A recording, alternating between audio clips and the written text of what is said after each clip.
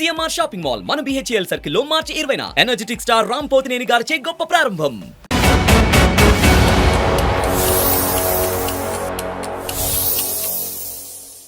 అందమైన జీవితానికి స్వాగతం. నమస్తే కళ్యాణ్ గారు. మన పర్సనల్ ఇష్యూని మనకి షేర్ చేసింది, బట్ ఒకసారి మీరు కాల్ చేయమంటే చేసేస్తాను. యా,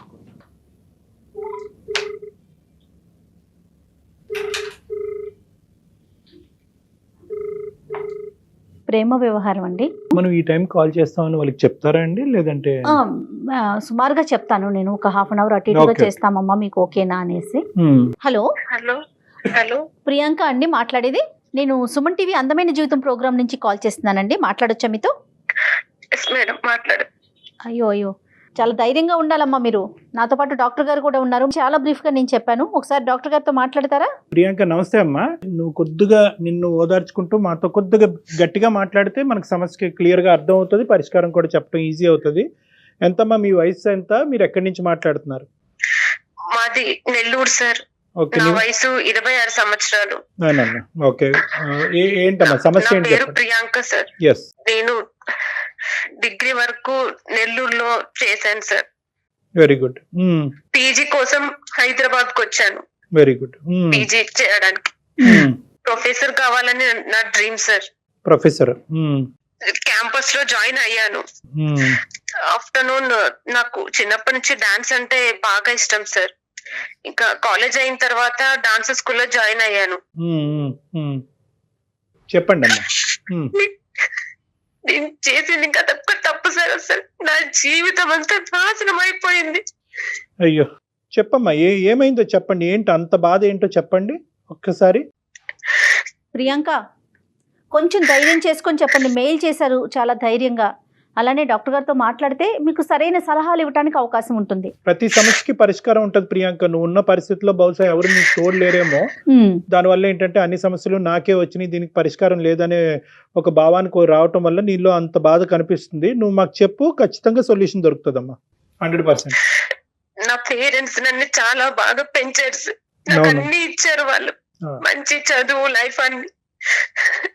నేను ఎప్పుడు ఏది చెప్పినా వాళ్ళకి నమ్మకం. నా డెసిషన్ అంటేనే ఒక నమ్మకం. అదే నమ్మకంతో వాళ్ళు నన్ను ఇక్కడ వరకు పంపించారు. చాలా డ్రీమ్స్ తో వచ్చాను. ఇక్కడ డాన్స్ స్కూల్లో జాయిన్ అయ్యాను.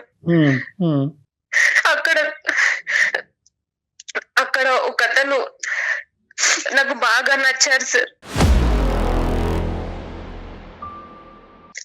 తను కూడా అక్కడే డాన్స్ కోసం వచ్చారు సార్. ఓకే, తను ఎవరు? నాకంటే 2 సంవత్సరాలు పెద్ద సార్. తను 28 సంవత్సరాలు తనకి. పర్వాలేదు. ఓకే, వాళ్ళ ఊరు గద్వాలు, తెలంగాణ సైడ్. ఓకే, తను నాతో పరిచయం చేసుకున్నాడు.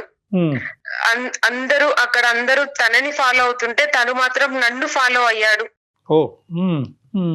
ప్రియా ప్రియా అంటూ నా వెంట పడ్డాడు. ఒకనొక రోజు తను నాకు ప్రపోజ్ చేశాడు. నేను అస్సలు నమ్మలేదు. ఎందుకంటే నేను ఎప్పుడు నా చదువు, నా లైఫ్ అలానే ఉన్నాను. నేను తనని ఎప్పుడు పట్టించుకోలేదు. తనే నన్ను ఫాలో అయ్యేవాడు. అందరూ తనని క్రేజీగా ఇష్టపడేవాళ్ళు అమ్మాయిలు. తన బ్యాచ్ లో డాన్స్ చేయాలని, ఇంకా కొరియోగ్రాఫర్ కి అయితే ఫేవరెట్. అసలు ఆ కాస్ట్యూమ్స్, ఆ మెయింటెనెన్స్ అవన్నీ ఎంత క్రేజీగా ఉన్నాయంటే, అయినా అందరూ తన వెంట పడ్డా నేను మాత్రం నా గోల్ తోనే ఉన్నాను. నేను ఎప్పుడు కూడా అసలు అటువైపు వెళ్ళాలనుకోలేదు. తనే ప్రియా ప్రియా అని నా వెంట పడ్డాడు. ఆ మాటలతోనే మాయ చేస్తాడు సార్ అసలు. అందుకే నేను రోజు నీ ముందు ఉంటే నీకు అర్థం అవుతుంది, నేనంటే ఏంటని అర్థం అవుతోంది. పరిచయం చేసుకోవడం కన్నా చూపించడం ఇంకా బాగుంటుంది అని చెప్పి నాకు అలా ప్రపోజ్ చేశారు సార్. నేను కొంచెం టైం తీసుకున్నాను. ఎంత టైం అమ్మా? కొంచెం ఎంత? కొంచెం 2 వీక్స్ అలా టైం తీసుకున్నాను సార్. చాలా ఎక్కువ తీసుకున్నావు. అంటే రోజు మేము అక్కడ మీట్ అవుతాం సార్. మాకు 3 to 6 వరకు క్లాస్ ఉంటది, డాన్స్ క్లాస్. 3 hours మేము స్పెండ్ చేస్తాము. అది ఓకేనమ్మా, కానీ డాన్స్ చేయడానికి వచ్చేటటువంటి వాడు జీవితంలో ఒక భాగస్వామి అవుతాడు అంటే కనుక దానికి 2 వారాలేనమ్మా వ్యవధి పట్టేది మనకి. సరే చెప్పమ్మా, నువ్వు చెప్పు. నేను సపరేట్ గా ఎంక్వైరీ చేయాల్సిన అవసరం లేదు సార్. ఇంకా తన గురించే ఉంటది, అందరూ తన గురించే మాట్లాడు వాళ్ళు, అందరూ తననే ఇష్టపడే వాళ్ళు. నేను ఇష్టపడకుంటే అది నా ఫాల్ట్ ఏమో అన్నంత ఇష్టం, అంత ఫాలోవర్స్ ఉన్నారు ఆయన. చాలా మంచి పాయింట్. ఓకే ఓకే ఓకే చెప్పమ్మా. అలా నేను ఇంకా ఒప్పుకున్నాను సార్ ఫైనల్ గా. ఓ మేము చాలా హ్యాపీగా ఉన్నాం 1 year. 1 year. నాకు ఇష్టమైనవన్నీ నేను అడక్క ముందే తను తెలుసుకొని తెచ్చేవాడు. నా ఫేవరెట్ ప్లేసెస్ కి తను తీసుకెళ్లేవాడు.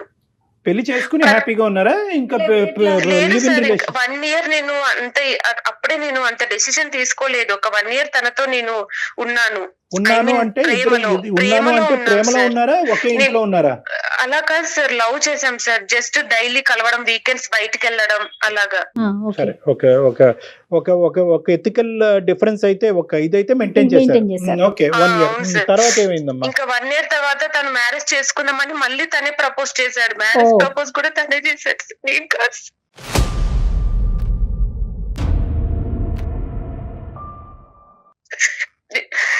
నేను మీ ఇంట్లో వాళ్ళకి చెప్పాలి అని అన్నాను. అంటే వద్దు, మా ఫాదర్ వాళ్ళు ల్యాండ్ లార్డ్స్, అక్కడ వాళ్ళు ఫ్యామిలీ వాళ్ళనే చేసుకోవాలి, నాకు ఒక దూరం సంబంధం వచ్చింది, ప్రెజర్ చేస్తున్నారు, అవన్నీ కాదని నీకోసమే ఉన్నాను. కానీ నేను ఇంట్లో ఇవన్నీ చెప్పలేను, వాళ్ళు ఒప్పుకోరు, వాళ్ళకి క్యాస్ట్ ఫీలింగ్ అన్ని ఉన్నాయి. నాకు నువ్వు ఉంటే చాలు, ఒక బాబు పాప పుట్టిన తర్వాత ఎలాగైనా ఒప్పుకుంటారు. ఇప్పుడు నేను వాళ్ళ ముందు వెళ్ళి నిలబడలేను, నేను ఒక్కగానొక్క కొడుకుని అని నన్ను కన్విన్స్ చేశారు సార్.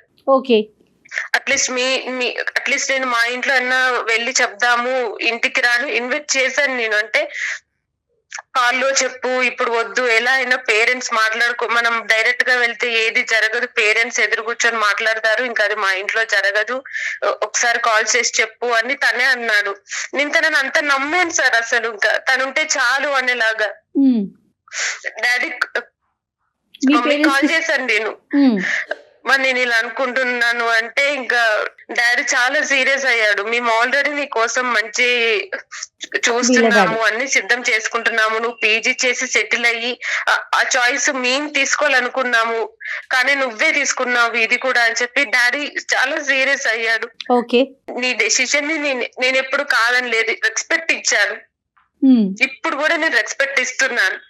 కానీ ఈ లైఫ్ లో ఏది జరిగినా నువ్వే హ్యాండిల్ చేసుకోవాలి. ఇది ఎంత పెద్ద డెసిషన్ తీసుకున్నావంటే నువ్వు ఈ రోజు నాకు అది నువ్వే సాల్వ్ చేసుకోవాలి ఇంకా అని చెప్పి డాడీ సీరియస్ అయ్యాడు. ఓకే, అంటే ఎంత సీరియస్ అయినా కూడా ఇటువంటి విషయాల్లో తక్కువే. నేను తనకి చెప్పాను, డాడీ వాళ్ళు ఇలా అంటున్నారు, నా వల్ల కాదు నాకు అంటే కూడా తను లేదు, ఒక బాబు పుట్టిన తర్వాత కన్విన్స్ అవుతుంది, నువ్వు ప్రాబ్లం అని చెప్పాడు. ఏం చేస్తూ ఉంటాడమ్మా అతను? జాబ్ ఏంటమ్మా అతనిది? ఓన్లీ డాన్స్ క్లాసే వచ్చేవాడు. ఇంకా జాబ్ వెతుకులాట్లో ఉన్నాడు, జాబ్ సర్చ్ లో ఉన్నాడు.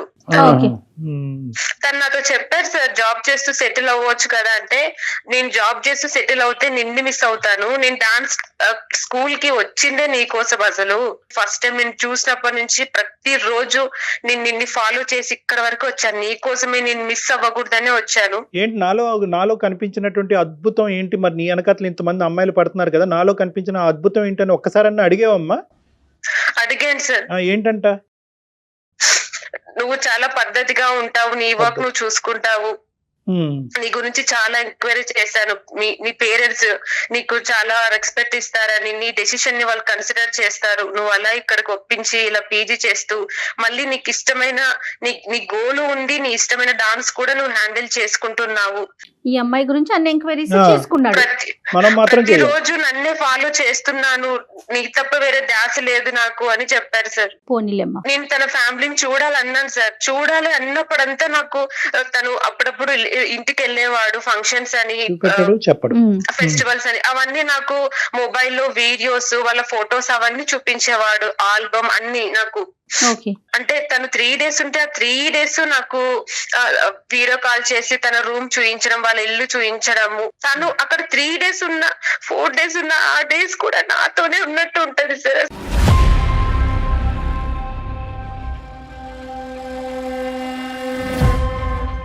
ప్రియాంక ఒక్క నిమిషం అమ్మా, ఒక్క నిమిషం. నేను 2 మాటలు మాట్లాడిన తర్వాత నువ్వు చెప్తే గానీ ఇప్పుడు నాకు అర్థమైంది ఏంటంటే కనుక ఎట్టి పరిస్థితుల్లో అతని పూర్వాపరాలు కానీ అతని అడ్రస్ కానీ ఆ మనిషి చుట్టూరు ఉండే మనుషులను మాత్రం చూపెట్టేవాడు కాదు. అతని రూము, బెడ్రూము, బాత్రూమ్ మాత్రం చూపెడతాడు. అలా కాదు సార్, లంచ్ చేసేటప్పుడు అమ్మ ఇలా చేసింది చూడు లంచ్ అని ఇలా చూపించడము. వాళ్ళ అమ్మ వండిన అన్నము కూర కాదు చూపించటం, వాళ్ళ అమ్మని పరిచయం చేశాడా మీకు ఫోన్ లో? ఇంట్లో వాళ్ళు స్ట్రిక్ట్ కాబట్టి అలా అసలు నేను ఒక అమ్మాయితో మాట్లాడుతున్నానని తెలిస్తేనే చాలా గొడవలు జరుగుతాయి. అందుకే అలా ఎప్పుడు మాట్లాడించలేదు. అతని పేరేంటి ఇంతకి? విశ్వాస్. ఓకే అమ్మా, విశ్వాసం. సరే తర్వాత ఏమైందమ్మా చెప్పమ్మా. తర్వాత పెళ్లి చేసుకున్నారా?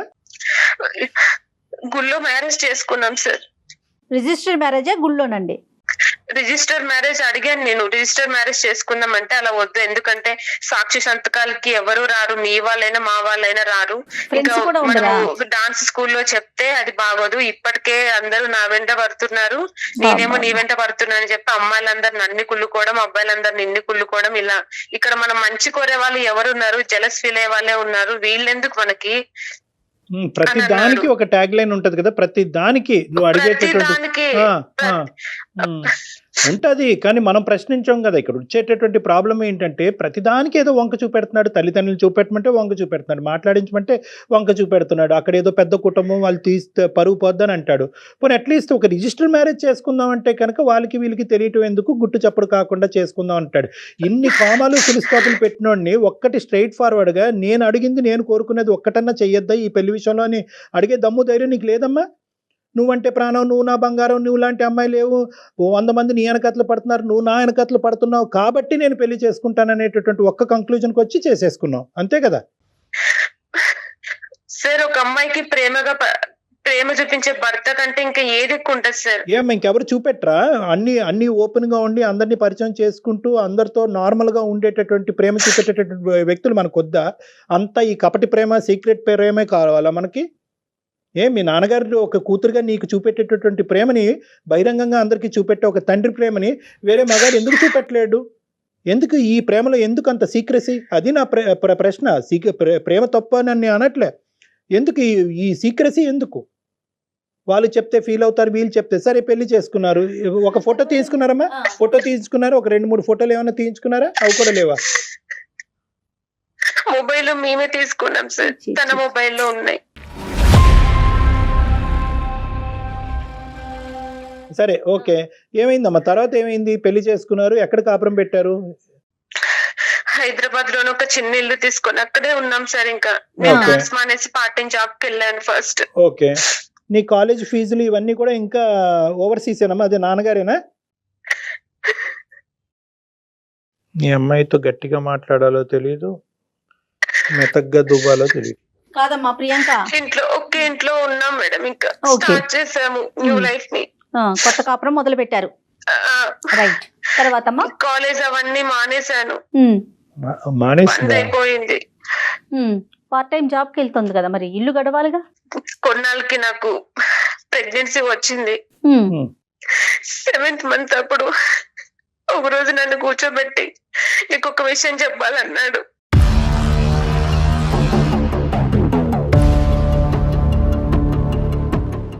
నాకు ఇది వరకే పెళ్ళయింది, ఒక పాప ఉంది అని చెప్పాడు సార్. అసలు నాకు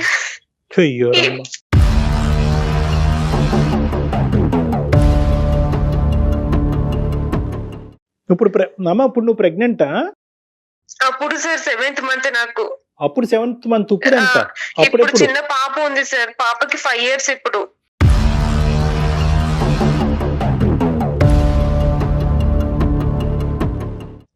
ఏం చెప్పాలా అసలు, నాకు ఎందుకు జోక్ చేస్తున్నావు, నువ్వేమన్నా ఏం మాట్లాడుతున్నావు అసలు అన్నాను నేను.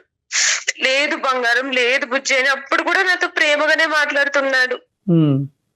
నాకు మళ్ళీ అప్పుడు ఫొటోస్ చూపించాడు, వాళ్ళ మ్యారేజ్ ఫొటోస్, అది వాళ్ళ పాపకి పేరు పెట్టడం అవన్నీ ఫ్యామిలీ. అసలు నాకు ఎట్లా రియాక్ట్ కావాలో కూడా అర్థం కాలేదు సార్. అసలు నేను ఏం చేయాలి ఇప్పుడు?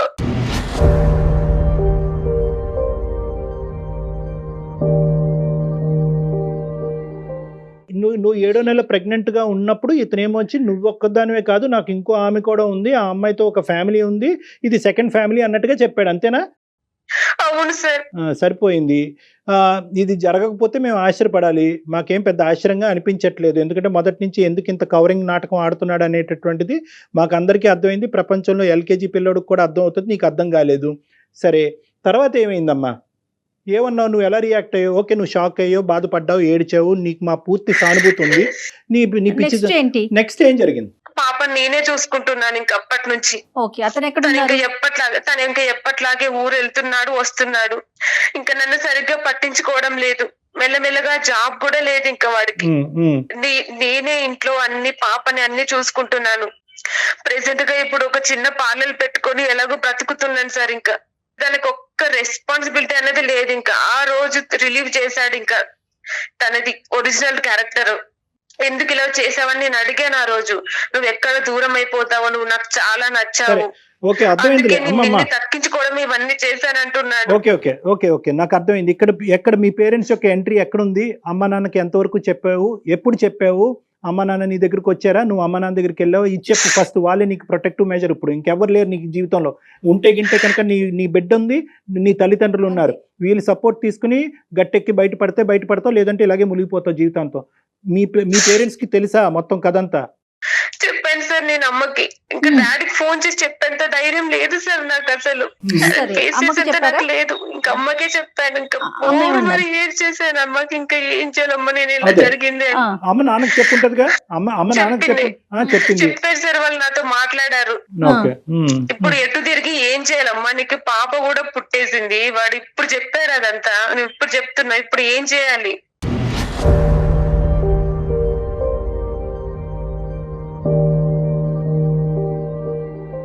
ఇది పెళ్లి కాదు. నెంబర్ 1 నువ్వు గుర్తుపెట్టుకోవాల్సింది ఏంటంటే, గుడిలో పెళ్లి చేసుకున్నా, ఫోటోలు తీసుకున్నా, ఏం చేసుకున్నా కూడా ఫస్ట్ ఆఫ్ ఆల్ ఇది పెళ్లి కింద పరిగణలోకి రాదు. ఎందుకంటే legally this is not correct marriage. So ఇది పెళ్లి కాదు.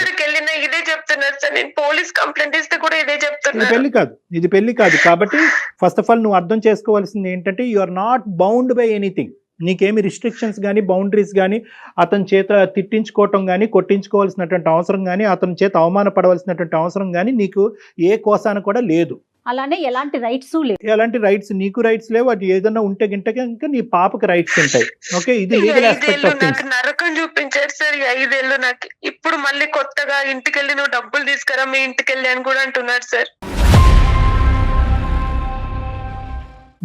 నాకు నరకం సార్. రోజు తాగి మిడ్ నైట్ ఎప్పుడో వస్తారు. అసలు ఇల్లంతా వామిటింగ్ చేసుకుంటారు. అసలు నా లైఫ్ ఎట్లుందంటే, వాడు అవసరానికి నేను ఉన్నా కదా ఈ రోజు అన్నంత దిగజారిపోయింది సార్. అసలు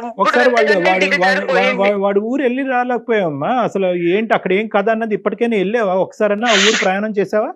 లేదు సార్. ఏం ధైర్యం లేదా? సపోర్ట్ లేదా? సపోర్ట్ లేదు. నాకు అంత ధైర్యం కూడా లేదు సార్. అసలు ఎలా నేను ఏమని చెప్పాలి సార్ వాళ్ళకి? వాళ్ళు అక్కడికి వెళ్తే కూడా వాళ్ళే అంటారు, ఇది వాడికి పుట్టిందని ఏం గ్యారెంటీ అంటారు. అసలు వాళ్ళు నన్ను ఎప్పుడూ చూడలేదు. నేను ఇప్పుడు వెళ్ళి మీ అబ్బాయికి నేను వైఫ్ అంటే ఎవరు నమ్ముతారు సార్ నన్ను? అలా కదమ్మా. ఇప్పుడు అవన్నీ నువ్వు ఇక్కడ కూర్చుని ఊహించుకోవటం కాదు కదా. వాళ్ళు నీ బిడ్డే అంటారా, లేదంటే నన్ను నమ్ముతారా, నువ్వే పిచ్చిదానిలాగా ఈ గొంతులోకి దిగావని అంటారా? ఇవన్నీ తర్వాత అంశాలు. అసలు ఈ వ్యక్తి యొక్క క్యారెక్టర్ అనేటటువంటిది పెళ్లికి ముందు తెలుసుకోలేదు, పెళ్లి తర్వాత తెలుసుకోలేదు, బిడ్డ పుట్టిన తర్వాత తెలుసుకోలేదు, మోసపోయిన తర్వాత కూడా తెలుసుకోలేదు. అసలు ఎవడి వీడు? ఎక్కడి నుంచి వచ్చాడు? నిన్నే ఎందుకు పట్టుకున్నాడు? ఆ డాన్స్ క్లాస్లో 100 మంది అమ్మాయిలు ఎంట పడుతుంటే కనుక వాళ్ళందరినీ వదిలేసి నిన్నే ఎందుకు పట్టుకున్నాడు? అటువైపు ఆ భార్య యొక్క పరిస్థితి ఏంటి? You have been cheated. నేను చీట్ చేయబడ్డాను అనేటటువంటి అంశం నువ్వు గట్టిగా మాట్లాడి ఆ ఊర్లోకి వెళ్ళి పంచాయతీ పెట్టకపోతే ఎలా? ఎన్ని పంచాయతీలు చేసినా వాళ్ళ ముందు అన్ని చెప్తారు సార్. లేదు నేను ప్రేమగానే చూసుకుంటున్నా నా భార్యని, నా బుజ్జి, నా బంగారం అంటారు సార్. ఎవరికైనా సపోర్ట్ తీసుకుని వెళ్ళాలంటే కూడా అసలు నువ్వే వైఫ్ కాదు, ఇది ఇల్లీగల్. అసలు ఎలా వెళ్ళాలి అక్కడికి? నాకు ఇప్పుడు సపోర్ట్ లేదు. పోలీస్ కంప్లైంట్ ఇచ్చిన వాళ్ళు నాకే కౌన్సిలింగ్ ఇచ్చి నన్నే తిరిగి వెళ్ళమంటారు. అవును కరెక్ట్. అక్కడ వీడు బుద్ధిమంతుల్లాగా మాట్లాడతారు సార్. అలా ఏం లేదు, ఏదో చిన్న చిన్న గొడవలు అంతే అంటాడు వాళ్ళ ముందు. సో అక్కడికి వెళ్ళైతే నువ్వు మాట్లాడదలుచుకోలేదు, అతను పరువు తలుచుకోలేదు, ఎందుకు ఇలా మోసం చేశాడు అనేటటువంటి అంశం గురించి పూర్వపరాలు తెలుసుకునేటటువంటి ఆలోచన కూడా నీకు లేదు. The only question in front of అందమైన జీవితం ఈస్, నువ్వు మమ్మల్ని అడిగేది ఏంటంటే ఇందులో ఉండాలా, దులుపుకోవాలా, అంతేనా? నేను చాలా ఆలోచించాను. ఫ్యామిలీ గురించి అన్ని. ఒకవేళ నేను అలా వెళ్తే నా ఫ్యామిలీ బయటకు వస్తుంది. ఇప్పుడు ఏదో గుట్టు చప్పుడు కాకుండా ఉన్నాను. నాకు మ్యారేజ్ అయిందని కూడా నా రిలేటివ్స్ కూడా తెలియదు ఇప్పుడు అసలు. ఏదో అమ్మాయి చదువుకుంటుంది, సెటిల్ అయింది అనేలాగే మా పేరెంట్స్ కవర్ చేశారు. ఇంత జరుగుతుంది నా లైఫ్ లో అని చెప్పి వాళ్ళు ఎవరికి చెప్పలేదు. నో అమ్మ, ఇప్పుడు ఇక్కడ 2 అంశాలు జాగ్రత్తగా గుర్తుపెట్టుకో ప్రియాంక. వాళ్ళ ఇంటికి వెళ్ళి అన్ని గొడవలు చేస్తే నా ఫ్యామిలీ రోడ్డున పడుతుంది సార్. ఓకే, నువ్వు అక్కడికి వెళ్ళి పరువు తీసేటటువంటి ప్రయత్నం చేయవు కాబట్టి ఆ సబ్జెక్ట్ వదిలేసే, దాని గురించి మాట్లాడద్దు. ఇంకా ఇక్కడ మీ కుటుంబ సభ్యులకి ఎవరికి తెలియదు ఈ పరువుని కాపాడుకోవాలి, అట్ ద సేమ్ టైం నా జీవితాన్ని కాపాడుకోవాలి అనేటటువంటిది చాలా కష్టం అమ్మా. నువ్వు ఎక్కడో చోట నుంచి ఏదో ఒక ధైర్యం తెచ్చుకోవాలి, ఒక సపోర్ట్ అయితే ఖచ్చితంగా తీసుకోవాలి. ఇప్పుడు నాకు ఒక పాప ఉంది సార్, దానికి 5 ఏళ్ళు. ఇప్పుడు పాపను బాగా చూసుకుంటాడా? పాపకు కావాల్సినవన్నీ చూస్తుందా? పాప అతనికి బాండ్ అయిందా? అన్ని సిగ్గు వదిలి చెప్తున్నా కదా, ఇప్పటికీ ఆ పాపకు ఒక్క డైపర్ కూడా తెలియదు. వాడు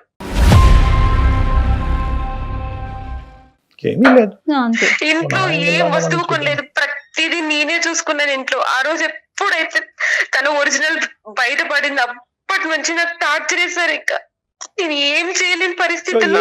ఇప్పుడు ఈ మనిషితో పాటు ఒకటమ్మా, మనం ఇప్పుడు ప్రాక్టికల్ గా మాట్లాడుకుందాం. చెప్పవలసినవన్నీ చెప్పావు, ఒక భయంకరమైనటువంటి వ్యక్తి గురించి చెప్పావు, ఎంత భయంకరంగా అమాయకత్వంతో పిచ్చితనంతో నువ్వు మోసపోయావు అనే 2 సబ్జెక్టులు చెప్పావు. దయచేసి ఇక్కడ ఏంటంటే నీకు అర్థం అవ్వాల్సింది ఏంటంటే, నీ జీవితం అనేటటువంటిది ఒక ఎత్తు అయితే కనుక నీ బిడ్డ యొక్క జీవితం కూడా నీ జీవితంతో పాటు ముడిపడి ఉంది. కాబట్టి ఏ నిర్ణయం తీసుకున్నా కూడా ఇద్దరికి ఇది అవుతుంది. కాబట్టి నువ్వు చాలా బ్యాలెన్స్డ్గా తీసుకోవాలి. ఆ నిర్ణయానికి మేము సపోర్ట్ చేయడానికి రెడీగానే ఉన్నాం.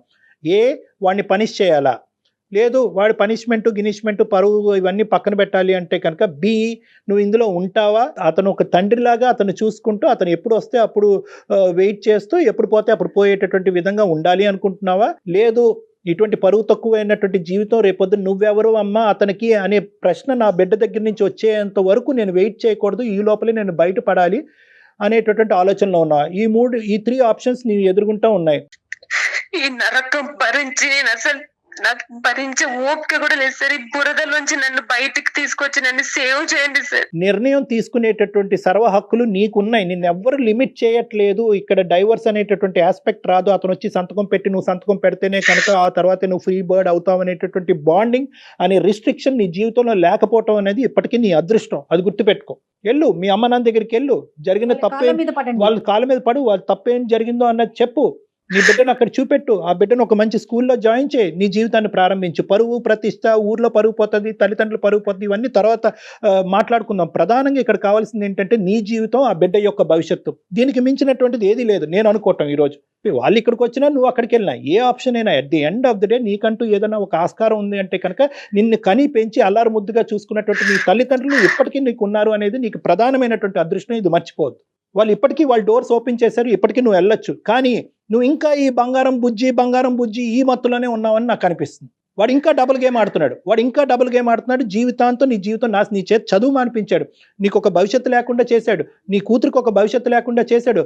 అన్ని విధాలుగా నిన్ను ఒక శాపగ్రస్తుల్లాగా చేసినటువంటి వ్యక్తి కేవలం బంగారం బుజ్జి నిన్ను బాగా చూసుకుంటాను, నువ్వు ఇక్కడే ఉండు, నీకేం కావాలంటే అది ఇస్తానని చెప్పి ఇటు దేవులాడేటటువంటి వాడితో ఒక డాష్గా ఉండాలి అనేటటువంటి నిర్ణయం దయచేసి ఇప్పటికైనా విరమించుకోమ్మా. ఇది నా తరపున ఉండేటటువంటి బలమైనటువంటి సలహా. నీకు చదువు ఉంది, ఉద్యోగం వచ్చేటటువంటి అవకాశం ఉంది, తల్లిదండ్రుల యొక్క సపోర్ట్ ఉంది, ఈ వాతావరణం కాకపోతే వేరే వాతావరణంలో ఉండేటటువంటి దానికి అవకాశం ఉంది.